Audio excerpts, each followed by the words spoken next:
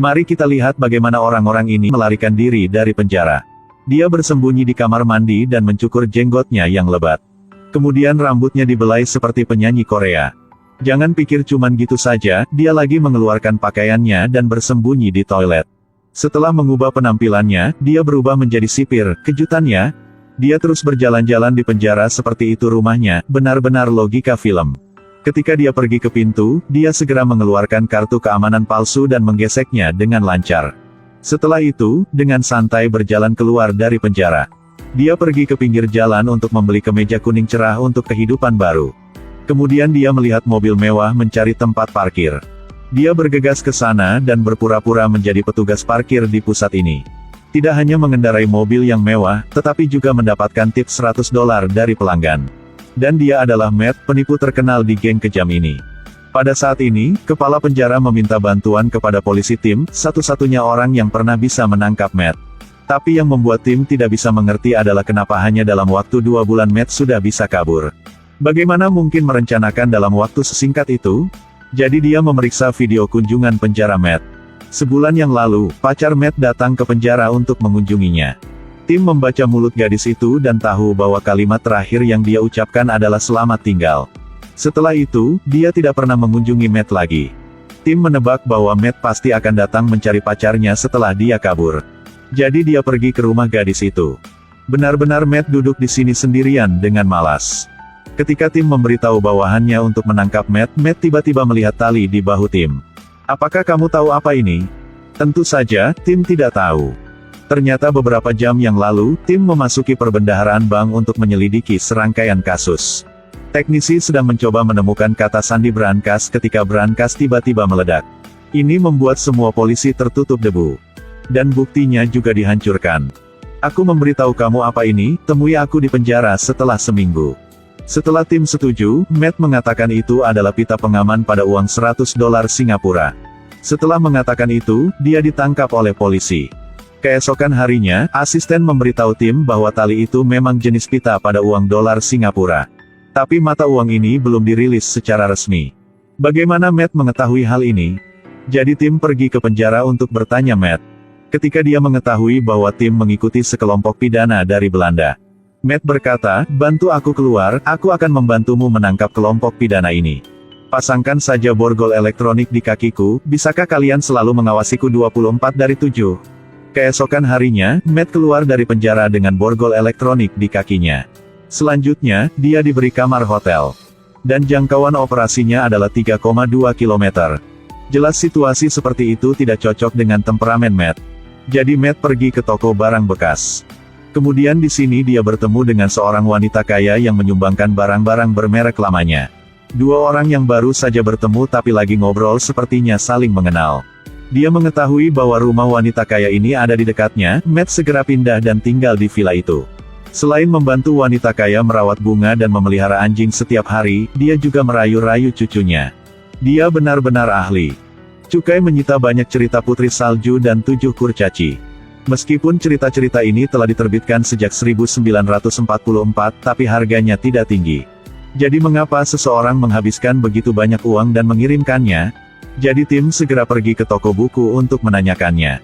Dia mengatakan semua transaksi legal, tetapi dia menunjukkan wajah yang sangat tegang. Pada saat itu pengacaranya datang, Tim hanya bisa berhenti bertanya lagi. Namun, setelah keluar, Tim segera mengetahui bahwa toko buku itu tidak memanggil pengacara. Tim tiba-tiba bisa menebak sesuatu. Pada saat dia kembali ke dalam, pemilik toko buku sudah dibunuh. Jadi setelah itu, mereka hanya bisa menemukan petunjuk dari buku-buku itu. Pada saat ini Matt menemukan bahwa halaman pertama setiap buku memiliki halaman kosong di dalamnya. Jadi mungkin mereka akan memasukkan sesuatu ke dalam halaman ini. Kemudian Tim menemukan tiket ke bank dokumen di dompet pemilik toko bukunya. Jadi mereka berdua pergi ke sana untuk menyelidiki kasus ini. Di sini mereka mengetahui bahwa pemilik toko buku dulu datang ke sini dan pernah mengambil foto obligasi yang diterbitkan pada tahun 1944. Tim mengeluarkan kertas putih yang kosong tadi untuk membandingkan. Hasilnya adalah ukuran yang sama persis. Kata bankir, meskipun obligasi ini sekarang bernilai 1,7 miliar. Tapi 599 lembar sisanya tidak diketahui di mana sekarang. Jadi ini satu-satunya lembar yang tersisa. Matt, setelah mengamati, menemukan bahwa obligasi ini palsu. Meskipun warna dan bahan permukaannya sangat tua, bau tinta benar-benar baru. Kalau gak percaya, cobalah ciumnya. Manajer bank tercengang ketika dia mengendusnya. Bagaimana itu mungkin? Ini tidak mungkin. Ternyata sebelumnya pemilik toko buku datang ke sini 2 kali. Pertama kali adalah mengambil foto obligasi untuk memalsukannya. Kali kedua akan datang untuk menukarnya. Jadi, kelompok pidana perlu menemukan 599 lembar yang tersisa, bank diharuskan mengeluarkan yang asli untuk perbandingan. Dan lembar yang asli di bank telah tertukar. Jika demikian, hasil perbandingan pasti cocok. Dengan cara begitu, mereka bisa mendapatkan 400 miliar. Setelah itu, Matt harus mencari tahu siapa yang memalsukan obligasi ini sehingga dia bisa menyelidiki lebih lanjut. Jadi Matt segera mencari sahabatnya Willy. Willy setelah melihat detail obligasinya sekali. Dia merasa para profesional ini sering menandatangani karyanya. Gunakan cara itu untuk menandai mahakarya yang mereka buat. Benar saja, Matt menggunakan kaca pembesar dan menemukan huruf C dan H. Dan kedua huruf ini adalah singkatan dari Tucker. Saat ini, Tucker mengerjakan renovasi gereja 3 lantai Y sedang terletak di jalan. Jadi mereka berdua pergi ke gereja itu untuk memeriksa, hasilnya seperti yang diharapkan. Ini adalah obligasi bernilai miliaran. Tapi itu dipalsukan oleh seorang ahli yang sudah ditukar.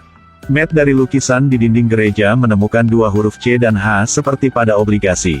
Siapa yang tahu bahwa Tucker tiba-tiba muncul memberitahu mereka berdua untuk menghentikan apa yang mereka lakukan. Matt sangat antusias berjabat tangan untuk memuji bakat Tucker. Tapi dia sepertinya tidak terlalu ramah. Menggunakan alasan harus memperbaiki gereja, dengan cepat mengusir Matt dan tim. Keesokan harinya mereka mengetahui bahwa Tucker telah memesan tiket pesawat ke Belanda. Sepertinya mereka berdua mengungkapkan penyelidikan. Jika mereka tidak dapat menangkap Tucker kali ini, maka Matt harus terus masuk penjara untuk menjalani hukumannya. Jadi Matt pergi ke tempat sahabatnya Willy lagi, memintanya menggunakan hubungannya untuk menemukan keberadaan obligasi itu. 2 hari kemudian, Willy memberi Matt secarik kertas. Berdasarkan alamat di atas kertas, Matt dan tim mencapai sebuah gudang. Pada saat ini, mereka mendengar suara pencetakan di gudang, jadi mereka menduga tempat mereka ada di sini. Tapi tanpa bukti, tim tidak bisa mendapatkan surat perintah penggeledahan. Pada saat ini, tidak ada banyak waktu tersisa. Keesokan harinya, Matt melihat borgol elektronik di kakinya dan tiba-tiba muncul dengan ide yang sangat bagus. Dia mengambil kunci dan menyetir sendiri ke gudang itu. Kemudian turun dari mobil dan mengambil kamera untuk mengambil gambar gudang.